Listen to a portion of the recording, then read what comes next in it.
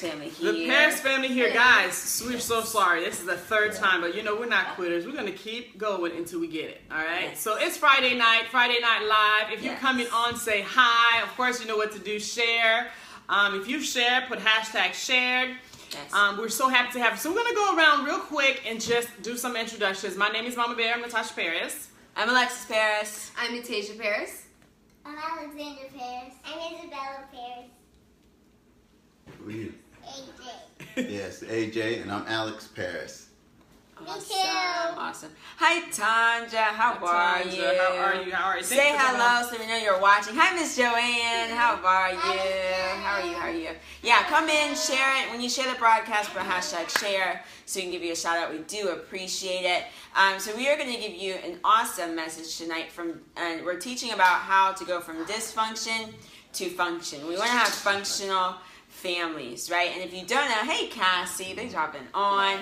If you don't know, we are the Parris family. We're hosting the All-In Family Conference in Jacksonville, Florida, happening November 18th. And that is also an event where we are there to build, strengthen, and unify families. So every time you see us, we're here to help build families. Thank you for sharing. Thank you for sharing, Cassie. Appreciate it. And Tanja, thank you. So are you ready, Naja? I'm ready. So tonight we're going to talk about how to come from a dysfunctional family to a functional family. Guys, I have news for you tonight that we all have some type of dysfunction in our homes, okay? Yes. So if you know that to be true, put 1. Is there anybody out there that can say, you know what?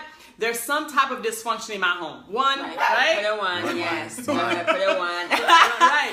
So there is no such thing as a perfect family. We have our own dysfunction, and we're striving to get into that functional state. That is what we're striving to do, and that's why we build excellent families. That's why we love, to talk about families and parenting and marriage and purpose, because we have to come from that state of being dysfunctional to functional. Okay. Yes. And the reason why I thought about this message tonight is because this really good friend of ours was interviewing us to work with us, right?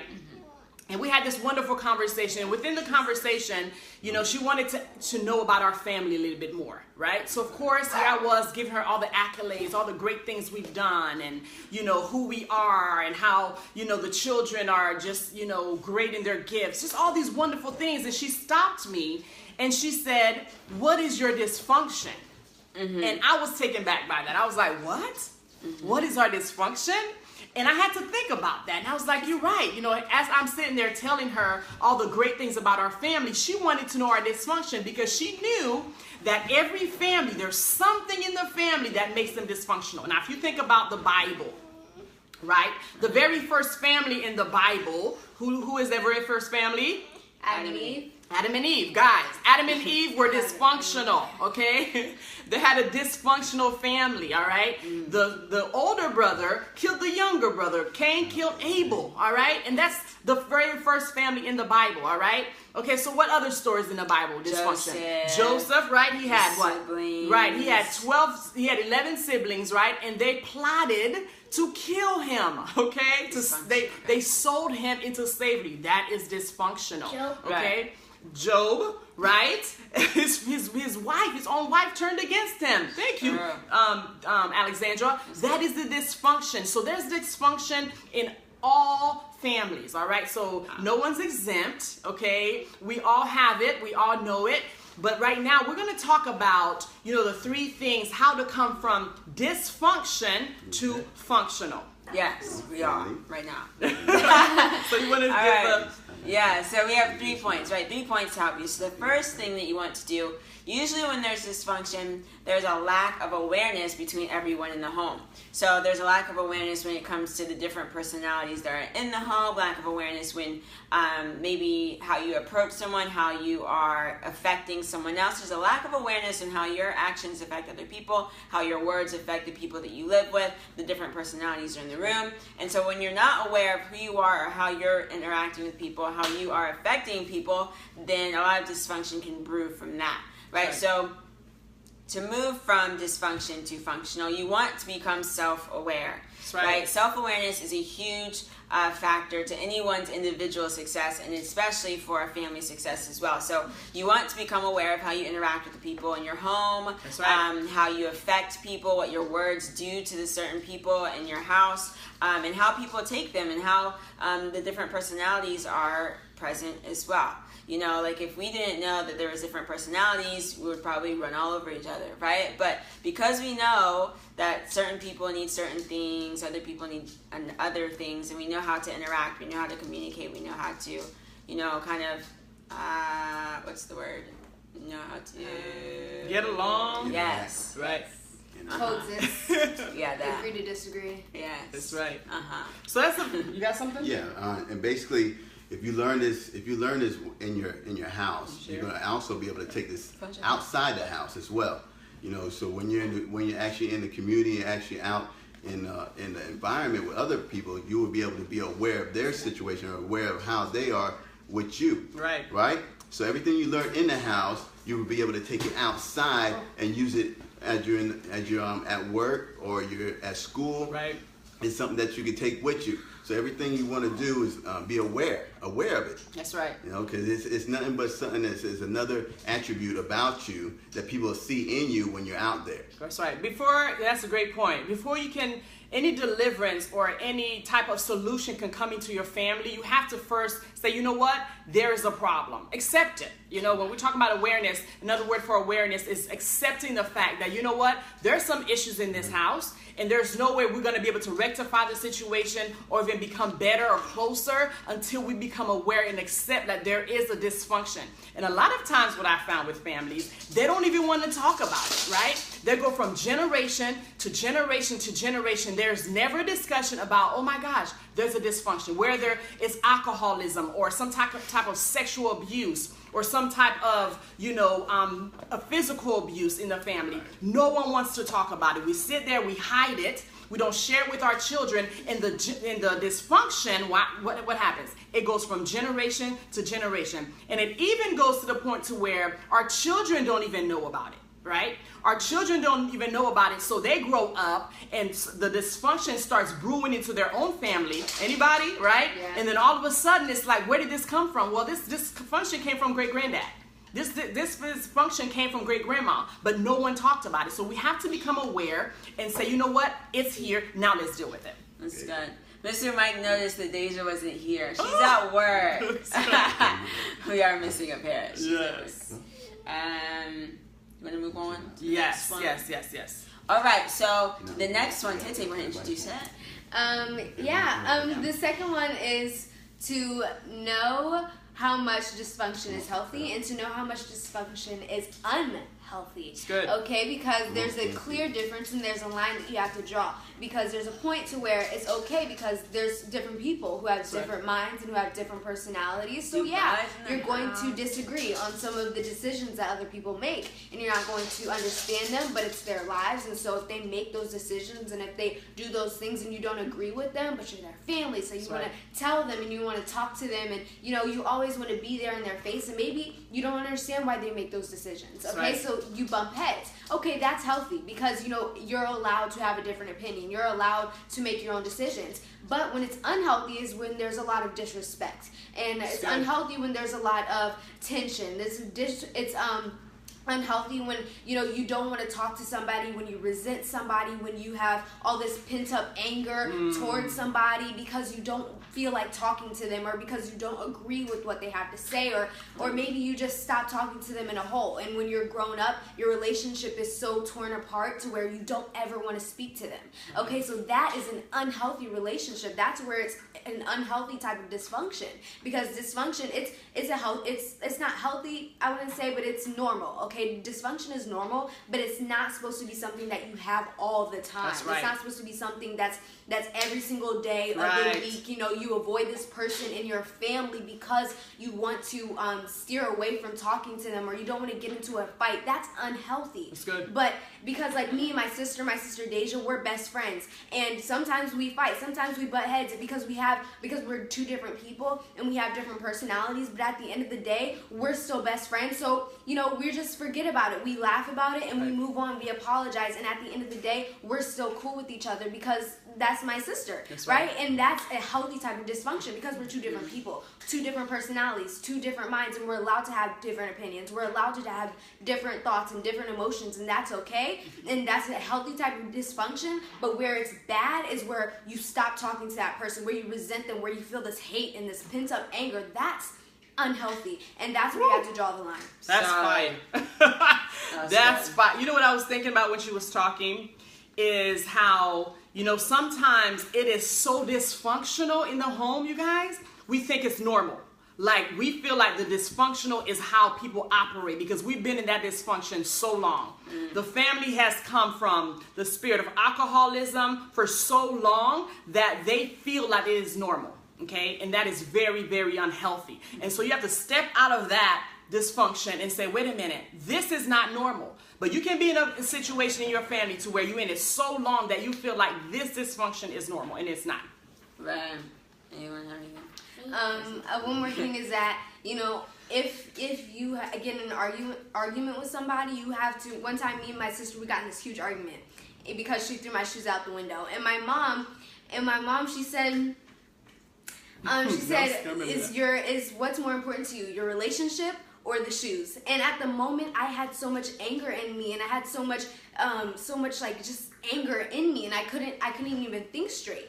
And at the time, I said, I don't want a relationship with her. Why would she do something like this to me? But at the end of the day, you really need to take the time and think. You know, that's a good question. What's more important to you, the relationship or material things? The relationship or somebody's opinion? The relationship or what somebody said to you? Right. Okay, words, okay, you have to get over them. At some point, you have to say, you know what, my relationship with her is more important. She's a person, and I love her because she's my family. She's my sister. We grew up together. And that's more important than anything that she says. That's more important than anything that she does to me because I love her. You know, you have to choose a relationship over material things that you can replace. And that's what I took from that situation, and the things that I said, that's what I took from it, is saying, you know what, my relationship with her is more important because I love her, and because I would rather, you know, have her over the shoes. I'd rather her over our relationship and our bond over a pair of shoes. You know, you have to make a choice. What is it, the person or the shoes, the person or the words, the person or the argument or your opinion or your side of the story? You know, what's more important? You know, put down your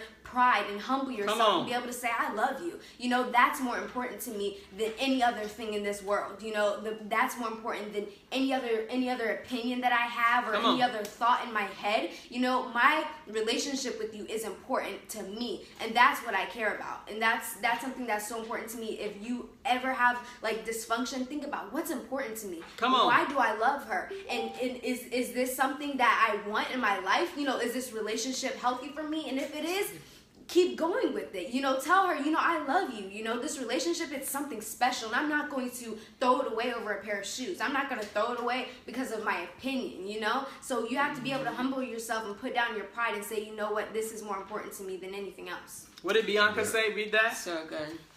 She said, hot water can soften a potato or harden an egg. It's about what you're made of. That's right. That's good. And the key word that Natasha touched on is pride. You know, that word is so strong throughout your life. I mean, you have so much pride in you. Who's going to be the bigger person? Who's going to humble themselves to actually come to the other person's bed? Look, hey, we got a situation. Right. Let's talk about it. Let's get it over with, and let's move on. Right. All right. Because pride, it kills a lot of things. It's the root. It kills everything. That's right. Within. That's but right. if you can humble yourself and love one another, right, you actually can work your way through it. Exactly. Okay. So that's the biggest thing. Who's pride? What is pride? Right. You know, that is the big dysfunction in families. Right. Is pride. That's right. Pride is basically the root of every problem. Yes. Okay? Pride is the root of every situation. And I know even within my family, not this family, but with my siblings, you know, our big family, that's always the root. Like if we say separated for a while, you can always trace it back down. Someone got offended. Now because of their pride, they don't want to talk, right? Alexandra, you had something? Go ahead. Come close so I can hear you and see you. Today, this morning we were fighting over stuff, and my sister was like being mean to me or being mean to each other. But when I went downstairs, she said, "Can you use my belt?" And I started being nice to her because every time we fight and then we ask for something, we become friends again, and then we do stuff together. That's right. That's right. That's how you dismantle the dysfunction. But Isabella, you have something? Go ahead. Come close so they can hear you. Thank you guys for hopping on. Thanks for hopping on. Thank you, Pastor D. Okay. Go ahead. You want to go get her? Yeah, because me and my sister fight together, and actually when you're done fighting and you guys be really, really rude to each other, time just goes by, and then you guys get more nicer, and you guys just give each other and hug them. That's right. That's a good point, you guys. Really good. Time really heals some relationships, right? Yeah. But another thing too, I mean, if you start at a young age, actually learning how to cope with your pride, it will be so much easier when you get older and to be able to do it with your siblings, you know, because like they learn at a young age to tackle this. And they come to one another and apologize, you know, and I see them do it all the time. Right. You know, they're in the house, they fight, they're bickering, they're trying to fight for toys and stuff, and I always come to them and say, hey, look, just share it, or somebody give it up, be the bigger person, and solve it. Right. You know, I let them make the decision on their own. That's how we do it. We make them make the decision on their own. That's so good. That's so good. You gonna go get Deja? Yes. So Deja's at work, so Alex is gonna step out because she's stranded. I can't let it stay there too long. Take AJ with you. We have one more point, you guys. Okay. All right. So the last point, and this is the point that I love, and this is something that our family had to learn, you know, with our own personal dysfunction. And this is what we did. Okay, so we had a family meeting one time, and this is really good. I'm going to share something very transparent, so make sure you're taking notes, okay? Stop. Is that Daddy? Okay, so this is it. So our last point is you have to call the dysfunction out. Now, after you brought, you know, there's awareness, you've already said, okay, this is what the dysfunction is. Now you have to get to the point to say, you know what? We are going to move forward. We're going to move past this dysfunction, and we're going to move forward. If someone in the house continues to walk in this dysfunction, what we're going to do? Call it out. We're going to call it out. We're going to call it out because we understand that as a family, we will not allow dysfunction in the family, okay? So whether it's mom, and the kids know, they'll tell you, whether it's mom that's operating out of some type of dysfunction, they know my story, they know my testimony, or whether it's dad that's operating out of character, they get to call us out. And this is why we do it. We make sure that everyone has to be at a level of accountability. Right. You understand? Okay, so it doesn't matter if it's mom or dad, all right, because we call out the kids, so we give the children the right to call us out as well. And that way, everyone is walking, because as a family, you have to look as a family unit as an empire, right? And you're not going to be able to get to the next level if there's this level of dysfunction in the house and there's never any restitution, right? There's never any place where we say, you know what, this is the dysfunction in the family, we're going to tackle it. Once we tackle it, then we say, you know what, anytime someone else decides to bring a dysfunction, because what the dysfunction is going to do, it's going to hinder us from getting to the next level. And who has time for that? Nobody got time for that. Right? We don't have time for that. So what we do is we call it out. So as soon as we even smell that something is happening, we call it out. Right? You got anything? And no. Hold on. Oh. Also, I was going to talk about, so you all, I'm sure that you all know the famous statement, you're the average of the 5 people you surround yourself with. We're 8 people, right? So we hang out with each other all day long. Like we are, you know, the average of the people that we hang around with in the house, right? So we understand that we naturally are going to adopt each other's tendencies, right? So we hold each other accountable to be the best version of yourself. If we see something, if we see a character flaw, we're gonna call it out. If we see something that's hindering you from growing, we're gonna call it out so that you can become the best version of you. And not only you, because you're affecting me, the way that you act, the way that you respond to life, the way that you handle situations, it affects me as well.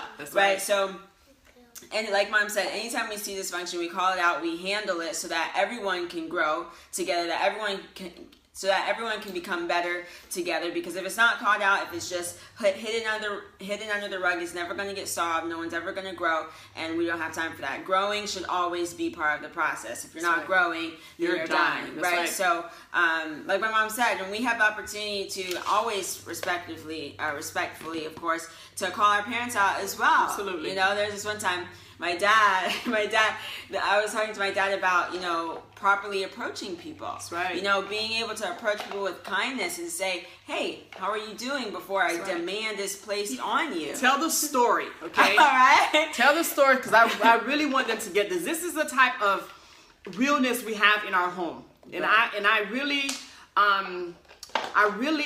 you know, really would like to, you know, have you to adopt this lesson as well, because I'm telling you, if you can have an open home to where the house is open and free, and we give the children free reign to call us out, to let us know if we're hurting your feelings, let us know. Because I don't know about you guys, when I was growing up, I wasn't able to come to my parents and say, you know, this is what you did to me. Are you kidding me? You would have probably been slapped halfway across the room. Anybody put up one?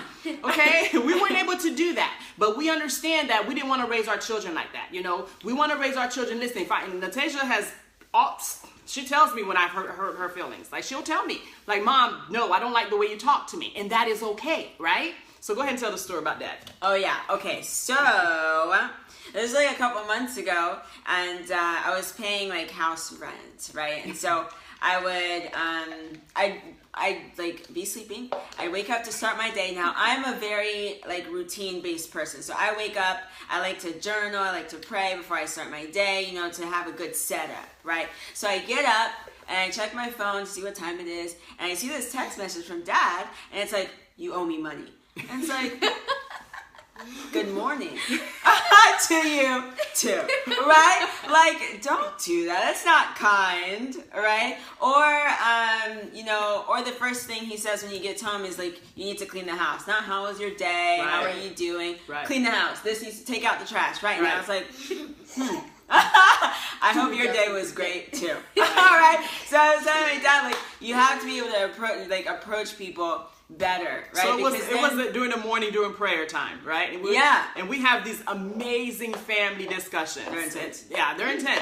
But it's necessary to be able to communicate with your family. Right. And it's okay to be able to, and I love our prayer times in the morning, because that is the time, if you have anything in your heart, it's the time to let it all out, right? Yeah. And that morning, Alexis called Dad out. Yeah. And you know what I loved about how Dad handled it?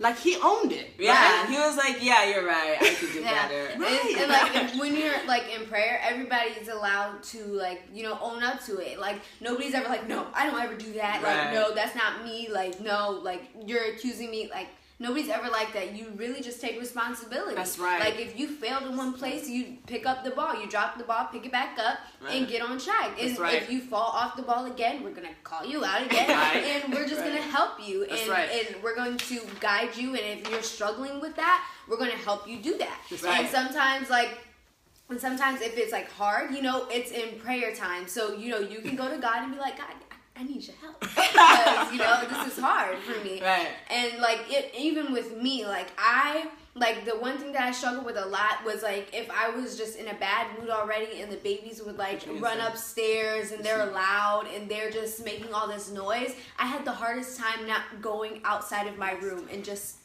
yelling, because it was just like, it's just too much for me. And so my thing was like to try to be like, you know, to try to use my words in a kinder manner. Right. So like, you know, be able to get my point across and say it kindly. Right. And so, so like the prayer time is a whole time. So like, you know, you have a chance to say like how you feel about that person, because if you don't say how you felt about what that person did, all that is just building up. It's just exactly. Your heart. It's just all this stuff. So every time somebody does something like that to you, just one day you snap and you say all these things that you probably don't even mean, and it just goes nowhere. And there's this negative conversation. It's just so mean, and there's no point in it. So it's more important for you to be able to just say what you feel, how you feel, and it's it's in an open space. Like everybody's there and we're all laughing and it's very free. It's never really tense. Right. You know, it's never really It's like only angry. tense unless you hold something back. Right. Yeah. People feel it. Yeah. Right. And the babies too. The babies, say their piece too. Like Z and Bella, they'll tell us like this. You make me feel this way when you say this. Right. So like it's not like only the older people feel things. Like the younger ones do too, and they're allowed to voice their opinion. Tanja said, "Don't be afraid to have a voice. Having a voice is necessary, right? When you don't speak up, then you hold things inside, and your actions start to dictate what you feel on the inside. So when I had that issue with my dad when it wasn't solved, I started feeling some kind of way when he asked me to do stuff. Right. I would do it, but I wouldn't do it with joy, right? I wouldn't do it with a smile, right? So like when I didn't handle my situation with my dad, like I felt it on the inside, and my actions started to dictate what I was feeling. So you have to voice your opinion. You have to share what you're feeling so that it doesn't show up in your actions. So yes. Alexandra has something. Go ahead. Come bring some value. I'll say two things. One thing. You got to close out. Go ahead. So I wanted to say that you have. Stop. Okay, when you think about it, come back. Okay. So okay, come on, Bella. This is a family live, so everybody gets to bring the word. Come on, go ahead. What you got? So this morning, me and my sister were fighting because... Okay, you already shared that story. No, it's different. Okay.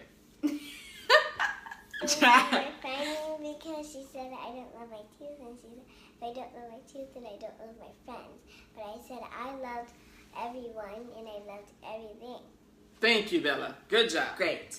She loves her tooth. She lost her tooth this morning, so she's talking about. She lost her tooth this morning, so her sister kind of like bothered her about that. So she says she loves her tooth, and she loves everyone.